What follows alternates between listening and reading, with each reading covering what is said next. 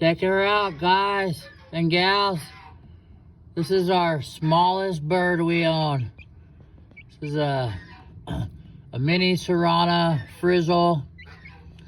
Maybe some other ones also, I'm not really quite sure. But this thing is freaking awesome. Look how small she is. She's still too small to take down to the aviary.